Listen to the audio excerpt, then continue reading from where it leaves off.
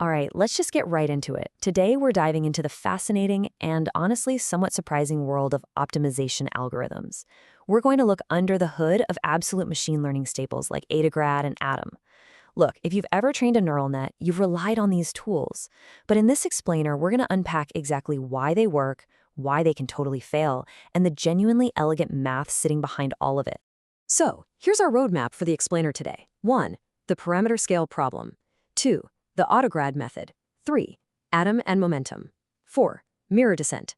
And finally, 5. Proofs and guarantees. Starting with Section 1, the parameter scale problem.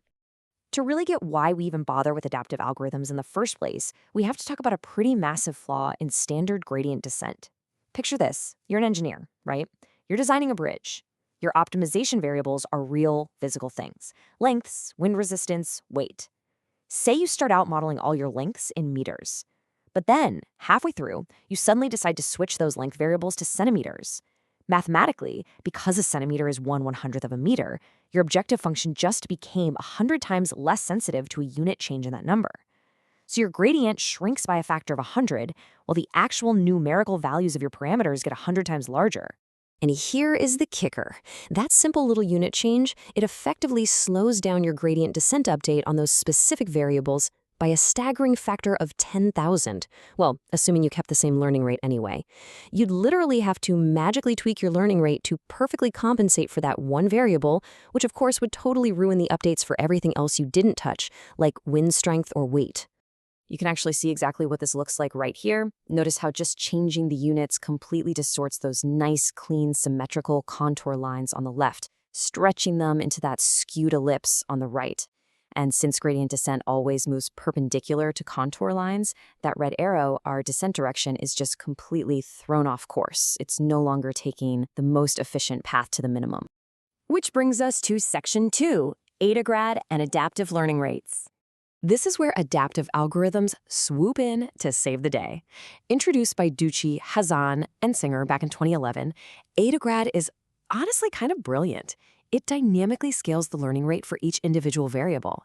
It essentially assigns smaller learning rates to frequently updated high gradient variables and gives larger learning rates to variables with smaller or less frequent updates.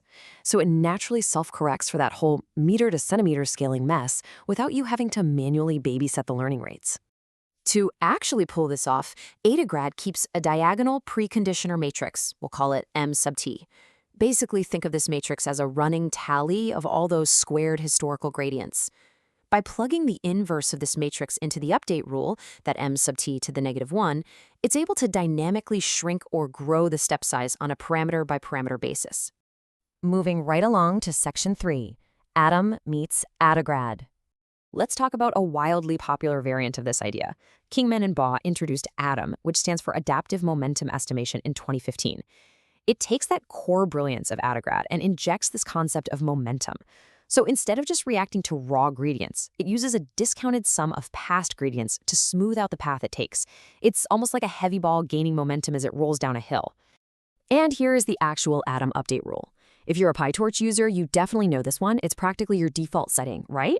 It uses very specific hyperparameters to control that discounting, usually a learning rate, or eta, of 0.001, a gamma of 0.9 for the gradient momentum, and a beta of 0.999 for discounting the squared gradients.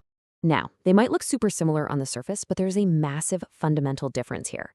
Attograd keeps a simple, undiscounted sum of squares from the absolute very beginning of training. Atom, on the other hand, uses exponential moving averages, meaning it intentionally forgets older gradients.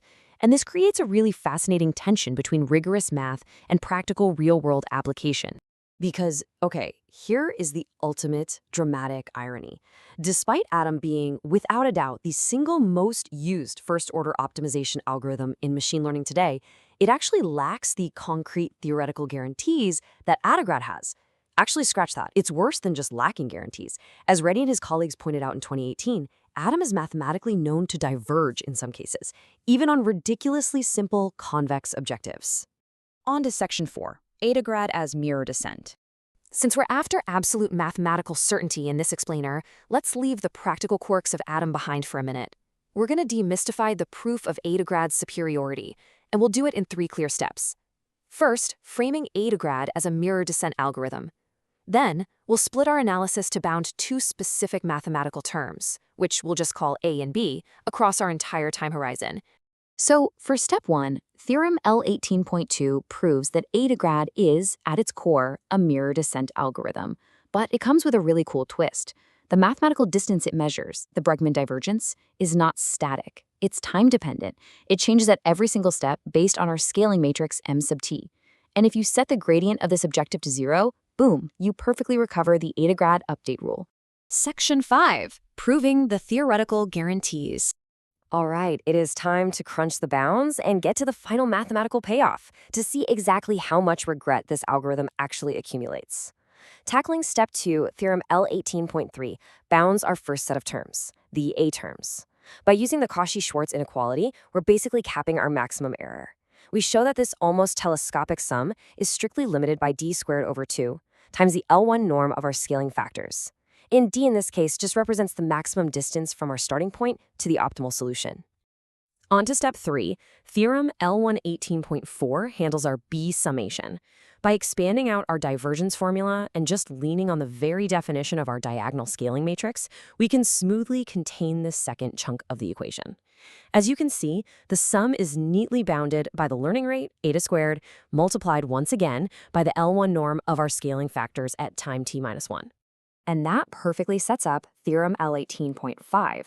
Because both of our previous bounds relied heavily on the L1 norm of our scaling factors at time t minus 1, we obviously need a reliable way to cap it. So by busting out Cauchy-Schwarz one more time against an arbitrary positive vector lambda, this theorem provides the final crucial puzzle piece we need to guarantee the entire system stays mathematically stable. Bringing it all together, we plug those bounds in and arrive at the ultimate payoff, theorem 11.1. This mathematically guarantees that A to grad is competitive with the absolute best possible preconditioner chosen in perfect hindsight. I mean, just think about how powerful that is for a second. Without knowing the future, A to grad dynamically adapts its learning rate so incredibly well that it performs almost as if it had an oracle whispering the perfect scaling matrix for the entire problem from day one. Which leaves us with a genuinely fascinating paradox to wrap up this explainer. We've just walked through exactly how A to grad offers these flawless mathematical guarantees of convergence, brilliantly solving the parameter scale problem.